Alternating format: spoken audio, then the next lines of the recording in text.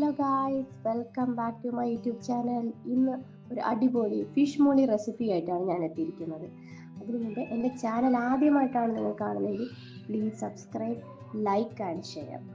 അപ്പോൾ നമുക്ക് റെസിപ്പിയിലോട്ട് പോകാം. ഞാനിവിടെ നെയ്മീനാണ് എടുത്തിരിക്കുന്നത്. 1/2 കിലോ ക്ലീൻ ചെയ്ത് വെച്ച നെയ്മീനാണ് എടുത്തിരിക്കുന്നത്. ഇനി അതിലോട്ട് മഞ്ഞൾപ്പൊടിയും കുരുമുളകും ഉപ്പും 1 സ്പൂൺ വെള്ളവും ചേർത്ത് നമുക്കതൊന്ന് മിക്സ് ചെയ്തെടുക്കാം. അതിലോട്ട് ഫിഷ് ഇട്ട് കൊടുക്കണം.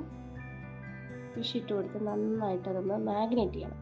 മാഗ്നേറ്റ് ചെയ്ത് നമുക്കൊരു അരമണിക്കൂറോളം നമുക്ക് വയ്ക്കാം. എന്നിട്ട് നമുക്കത് ഫ്രൈ ചെയ്താണ് എടുക്കേണ്ടത്. ഇനി ഒരു പാത്രത്തിലോട്ട് പാനിലോട്ട് എണ്ണ ഒഴിക്കാം. എണ്ണ ഒഴിച്ചിട്ട് അത് ചൂടായി വരുമ്പോൾ ഓരോ പീസസ് ആയിട്ട് നമുക്ക് ഫിഷ് ഇട്ട് കൊടുക്കാം. ഞാനിവിടെ ചെറിയ പീസായിട്ടാണ് കട്ട് ചെയ്തത്. നിങ്ങൾക്ക് വലിയ പീസായിട്ട് വേണമെങ്കിൽ കട്ട് ചെയ്യാം. ഞാനിവിടെ ചെറിയ പീസായിട്ടാണ് കട്ട് ചെയ്തതെങ്കിൽ നമുക്കത് വറുത്ത് കോരി മാറ്റിയെടുക്കാം. 2 വശവും നമ്മളിട്ട് ഒരുപാട് മുരിപ്പിച്ചിട്ടില്ല ഞാൻ. നിങ്ങൾക്ക് മുരിപ്പിക്കാൻ ആഗ്രഹം ഉണ്ടെങ്കിൽ അങ്ങനെ ചെയ്യാം. ഇനി വേറൊരു പാത്രത്തിലോട്ടാണ് ഞാൻ ബാക്കി റെഡിയാക്കുന്നത്. ആ എണ്ണ തന്നെയാണ് നമ്മൾ ഈ പാനിലോട്ട് ഒഴിച്ചു കൊടുക്കുന്നത്. അതിലോട്ട് ഇനി നമ്മൾ വെളുത്തുള്ളിയാണ് ആദ്യം ഇട്ട് കൊടുക്കുന്നത്. വെളുത്തുള്ളി ഒരു 2 അല്ലിയോളം വെളുത്തുള്ളി ഞാൻ ഇട്ട് കൊടുത്തിട്ടുണ്ട്. അതിൻ്റെ പകുതിയാണ് ഇഞ്ചി എടുക്കുന്നത്. അത് രണ്ടും നമ്മൾ ഇട്ടൊന്ന് സോട്ട് ചെയ്തെടുക്കണം. സോട്ട് ചെയ്തതിന് ശേഷം ഞാനിവിടെ ഒരു സവാളയാണ് എടുത്തിരിക്കുന്നത്. ഒരു സവാള ക്യൂബ്സ് ആയിട്ട് കട്ട് ചെയ്ത സവാളയാണ് എടുത്തിരിക്കുന്നത്.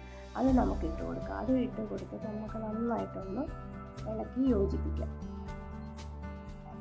ഇളക്കി യോജിപ്പിച്ചതിന് ശേഷം നമുക്ക് എരിവിനാവശ്യമായ പച്ചമുളക് ഇട്ട് കൊടുക്കാം. ഞാനിവിടെ ഒരു പച്ചമുളക് ഇട്ട് കൊടുത്തിട്ടുണ്ട്. നമുക്ക് എരിവ് കൂടുതൽ വേണമെന്നുണ്ടെങ്കിൽ 2 ഇട്ട് കൊടുക്കാം.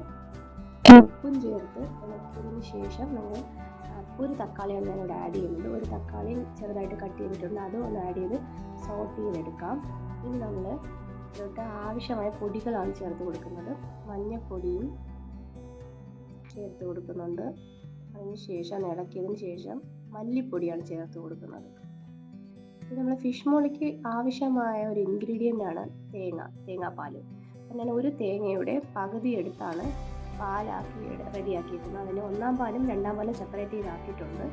ഈ പച്ച കണം ഒന്ന് മാറിയതിന് ശേഷം ഞാൻ 2-ാം പാലാണ് ഒഴിച്ചു കൊടുക്കുന്നത്. ഒരു ബൗളിൽ നിറച്ച് 2-ാം പാലുണ്ട്, അത് ഒഴിച്ചു കൊടുത്ത് അതൊന്ന് വരുന്നിടം വരെ നമുക്ക് ബീറ്റ് ചെയ്യാം. പിന്നെ നമുക്ക് എരിവിനാവശ്യമായി നമ്മൾ കുരുമുളകും കൂടെ ആഡ് ചെയ്ത് കൊടുക്കുന്നുണ്ട്. നമ്മൾ ഈ സമയത്ത് തന്നെ നമ്മൾ നോക്കണം ഉപ്പും എരിവും ഒക്കെ ഉണ്ടോ എന്നും, അല്ലെങ്കിൽ ആഡ് ചെയ്ത് കൊടുക്കണം.